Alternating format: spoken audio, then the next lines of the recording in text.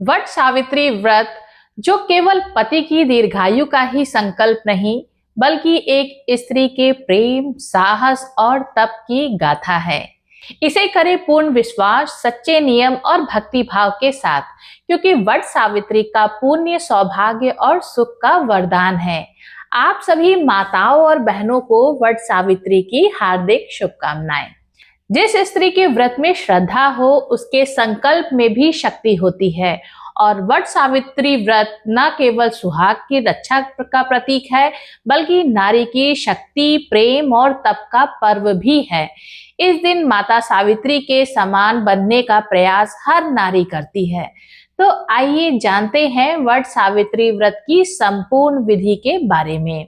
साथ ही जानेंगे ऐसी 7 गलतियों के बारे में भी जिन्हें इस दिन सुहागन महिलाओं को भूलकर भी नहीं करना चाहिए।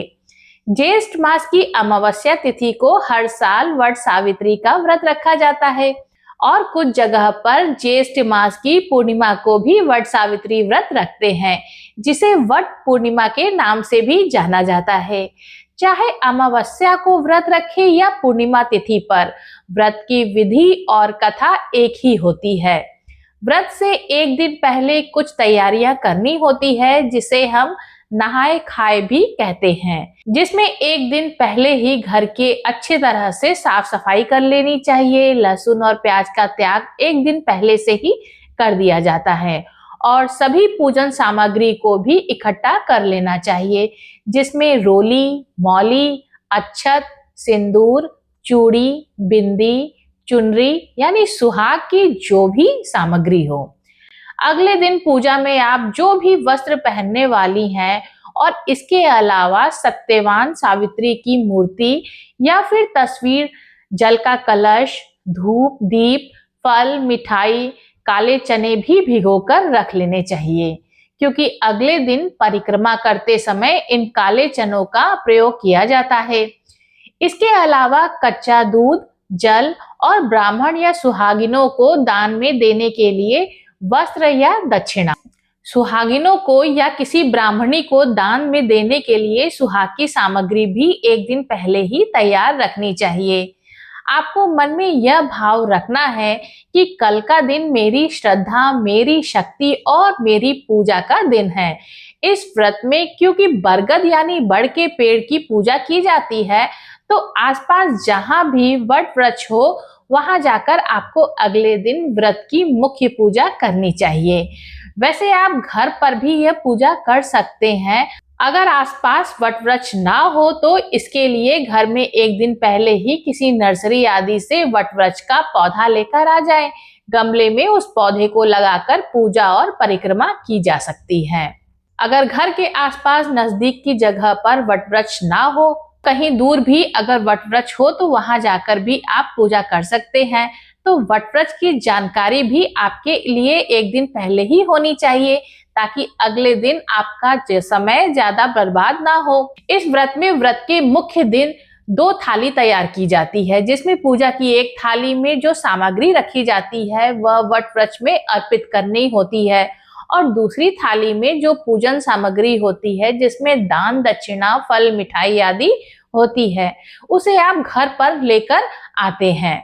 अगर घर पर ही पूजा कर रही हैं, तब भी आपको 2 थाल तैयार करनी ही है, जिसमें दोनों ही थाली में जो मुख्य रूप से सामग्री रखी जाती है, उनमें हाथ का पंखा, जो बांस का पंखा होता है, उसे ही। इसके अलावा दान, दक्षिणा, फल, मिठाई और यदि वस्त्र आपकी सामर्थ्य में हो तो दान देने के लिए वस्त्र।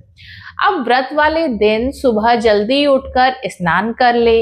हो सके तो यह जो सुबह की जो पूजा है वह ब्रह्म मुहूर्त में या सूर्योदय से पहले पहले तक कब कर सकते हैं, क्योंकि इस व्रत को जो निर्जला रखता है, वैसे तो निर्जला ही रखा जाता है, लेकिन जिनकी सामर्थ्य निर्जला रखने की ना हो तो वह इस व्रत में जब तक पूजा या बरगद के पेड़ की परिक्रमा ना कर ली जाए, तब तक आप निर्जला रहने की संकल्प ले सकती हैं। उसके बाद जल, दूध या फल ग्रहण कर सकती हैं। तो सुबह आप हाथ जोड़कर व्रत का संकल्प भी जरूर करें। संकल्प लेने से पहले अच्छे से 16 श्रृंगार कर ले। संकल्प इस प्रकार से ले, हे त्रिदेव स्वरूप, वट व्रत। हे माता सावित्री, आज मैं अपने पति की दीर्घायु, सुख समृद्धि और परिवार के सुख समृद्धि और कल्याण के लिए वट सावित्री का व्रत रख रही हूँ। कृपया मेरी श्रद्धा स्वीकार करें। अब वट वृक्ष अगर आपके पास में हो तो उसके नीचे बैठकर विधि विधान से पूजा संपन्न करें। सबसे पहले वट वृक्ष को जल अर्पित करें। इसके अलावा कच्चा दूध अर्पण करें। ध्यान रखिएगा, दूध आप तांबे के पात्र से भूल कर भी अर्पित ना करें। दूध आप स्टील के लोटे या कटोरी या गिलास से, या फिर चांदी का गिलास या कटोरी हो तो उससे अर्पण कर सकते हैं। अब वट वृक्ष की जड़ में हल्दी, रोली, सिंदूर अर्पित करें। मौसमी पुष्प और फल मिठाई अर्पण करें। धूप दीप जलाकर रखें। अब हाथ में मौली यानी जो कलावा होता है वह लेकर, कच्चा सूत लेकर बरगद की पेड़ में 7 बार परिक्रमा करें। 7 बार परिक्रमा करने से पहले ही अगर धागा समाप्त हो जाए तो परेशान ना हो।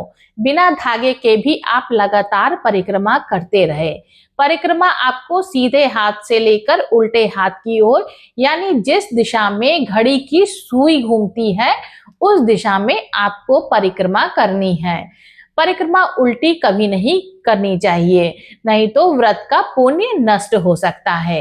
परिक्रमा करते समय आप माता सावित्री का ध्यान करें, अमावस माता का ध्यान करें, त्रिदेवों का ध्यान करते रहें। इसके अलावा इस मंत्र को आप बोल सकती हैं, वट वृक्षम पूजिष्यामि विश्वरूपम च वैष्णवम सावित्री सत्यवानम च यमन च समुपास्तमहे।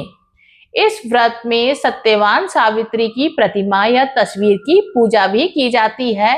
तो सत्यवान सावित्री की प्रतिमा या तस्वीर को आप बरगद के पेड़ की जड़ में ही स्थापित करें। आप पहले सत्यवान की पूजा करें। सत्यवान को जनेऊ, तिलक आदि अर्पित करें। मौसमी पुष्प अर्पित करें। माता सावित्री को सिंदूर, पुष्प, चुनरी और श्रृंगार की सामग्री अर्पित करें। इसके बाद अगर पति पास में हो तो उन्हें तिलक लगाए और अपने माथे पर भी तिलक लगाए। अपनी मांग में भी सिंदूर लगाएं। अब हाथ में चने के दाने, अक्षत या पुष्प लेकर व्रत की कथा का पाठ करें या श्रवण करें। इसके साथ ही आपने जो 2 थाल तैयार की थी उसमें से एक थाल की जो भी सामग्री, जैसे बांस का पंखा और श्रृंगार की सामग्री, नैवेद्य जिसमें फल, मिठाई हो या पूरी पकवान हो, उन्हें आप वृक्ष की जड़ में अर्पित करें। साथ ही मिट्टी के एक करवे में जल भरकर भी आप वृक्ष की जड़ में रख सकते हैं। इसके बाद आप कुछ दक्षिणा चढ़ाएं, फिर कपूर जलाकर आरती करें। अंत में हाथ जोड़कर सच्चे मन से प्रार्थना करें कि हे माता सावित्री, जैसे आप अपने पति को मृत्यु से वापस ले आई, उसी तरह मेरे पति की भी रक्षा करना और मेरे सुहाग को अखंड बनाना। हे माँ सावित्री, मेरे परिवार की रक्षा करना। देवताओं, अगर इस पूजन में मुझसे कोई त्रुटि हो गई हो तो कृपया मुझे क्षमा करें और मेरी श्रद्धा और मेरी पूजा को स्वीकार करें। इस तरह से क्षमा याचना करने पर अगर पूजा पाठ में भी कोई कमी रह गई हो तो वह पूर्ण हो जाती है और कोई दोष भी नहीं लगता। पूजा करते समय बहुत सावधानी से आपको पूजा करनी है, जल्दबाजी में पूजा नहीं करनी है। अगर पूजा विधि में कुछ आगे पीछे हो जाए विधि विधान तो कोई बात नहीं है, लेकिन भूलना आपको कुछ भी नहीं है। जैसे जो भी पेड़ की जड़ सामग्री अर्पित की जाती है, अगर आप कोई सामग्री चढ़ाना भूल गई हो तो आरती करने के बाद भी आप चढ़ा सकती हैं। पूजा समाप्त होने के बाद आप हाथ जोड़कर वट वृक्ष को प्रणाम करें।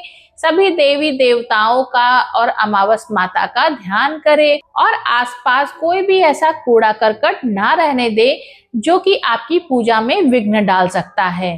जैसे आप पूजा करने के लिए जो भी सामग्री लाई थी, इसके अलावा यदि कुछ भी वहां पर पॉलिथीन आदि रह गई हो तो उसे आप उठाकर अपने साथ ही घर ले आए और वहां पर कुछ भी इस तरह की चीजें छोड़कर ना आए। भोग में क्या अर्पण करना चाहिए? तो देखिए, सभी के घर में अलग अलग नियम या परंपराएं होती हैं। जैसे कुछ लोग काले भीगे चनों से परिक्रमा करते हैं। काले भीगे चने ही वृक्ष की जड़ में अर्पित करते हैं। इसके अलावा दूध या दूध से बनी मिठाई या लड्डू अर्पित करते हैं, मौसमी फल चढ़ाते हैं। तो कुछ लोग मीठे पुए, गुलगुले आदि बनाकर अर्पित करते हैं, खीर पूड़ी पकवान अर्पित करते हैं। तो आपके यहाँ जैसी भी परंपरा हो, अपने परिवारजनों से पूछकर आप उसका ही पालन कीजिएगा। कोई भी नया नियम आप अपने आप से मत बनाइएगा। अब जब आप बरगद के वृक्ष की परिक्रमा कर लेती हैं, तो आप अपनी पूरी तरह से निर्जला व्रत रखा है। तब आपको इस बात का ध्यान रखना है कि आपको जितना हो सके कम बोलना है। हो सके तो मौन रहने का प्रयास करें। बहुत ज्यादा भाग दौड़ या बहुत ज्यादा काम करने से भी आपको बचना चाहिए, नहीं तो आपको व्रत रखने में बहुत सारी परेशानी हो सकती है। और अगर आप निर्जला नहीं रह सकती हैं, जैसे कि कई बार बीमार होती हैं लेडीज, या फिर पीरियड्स हो सकते हैं, या फिर आप प्रेग्नेंट हो, तो ऐसे कंडीशन में भी आपको निर्जला या निराहार व्रत नहीं रखना चाहिए। पहले तो आप डॉक्टर की सलाह से ही कोई भी व्रत रखें। पूजा करने के बाद अगर आप चाहती हैं, तब आप जल, फल, दूध आदि ग्रहण कर सकती हैं। जब तक पूजा नहीं होती है, तब तक आपको किसी भी चीज का सेवन करने से बचना चाहिए। और अगर आप व्रत रख रही हैं, तो नमक या अन्न का सेवन इस दिन नहीं करना चाहिए। शाम की पूजा भी विधि विधान से करनी चाहिए। अब पूजा का जो भी मुहूर्त है, वह आपको अलग सी वीडियो में बता दिया जाएगा। कुछ लोग सुबह जल्दी उठकर पूजा करते हैं, तो कुछ लोग दोपहर में पूजा करते हैं, कुछ लोग शाम के समय पूजा करते हैं। और इस व्रत में व्रत का पारण अगले दिन सुबह सूर्योदय की पहली किरण के साथ ही कर लिया जाता है। तो व्रत को खोलने से पहले आप एक बार फिर से विधि विधान में से घर पर ही पूजा करें। और अगर आसपास कहीं नजदीक में ही वट का वृक्ष हो, तो वहां जाकर वट वृक्ष को प्रणाम करें। एक लोटा जल फिर से अर्पण करके आ जाएं। और अगर वट वृक्ष ना हो, तो घर पर ही आप वट वृक्ष का ध्यान करें। माता सावित्री, सत्यवान, ब्रह्मा जी और सभी त्रिदेवों का और यमराज जी का ध्यान करें।